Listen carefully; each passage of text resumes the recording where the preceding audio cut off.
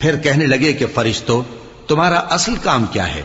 انہوں نے کہا کہ ہم ایک گناہگار قوم کی طرف بھیجے گئے ہیں کہ اس کو عذاب کریں، مگر لوط کے گھر والے کہ ان سب کو ہم بچا لیں گے، البتہ ان کی بیوی کہ اس کے لیے ہم نے ٹھہرا دیا ہے کہ وہ پیچھے رہ جائے گی۔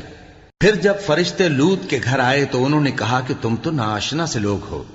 وہ بولے کہ نہیں، بلکہ ہم آپ کے پاس وہ چیز لے کر آئے ہیں جس میں لوگ شک کرتے تھے، اور ہم آپ کے پاس یقینی بات لے کر آئے ہیں اور ہم سچ کہتے ہیں۔ تو آپ کچھ رات رہے سے اپنے گھر والوں کو لے نکلیں اور خود ان کے پیچھے چلیں، اور آپ میں سے کوئی شخص پیچھے مڑ کر نہ دیکھے، اور جہاں آپ کو حکم ہو وہاں چلے جائیے۔ اور ہم نے لوط کی طرف وہی بھیجی کہ ان لوگوں کی جڑ صبح ہوتے ہوتے کاٹ دی جائے گی۔ اور اہل شہر لوط کے پاس خوش خوش دوڑے آئے۔ لوط نے کہا کہ یہ میرے مہمان ہیں، کہیں ان کے بارے میں مجھے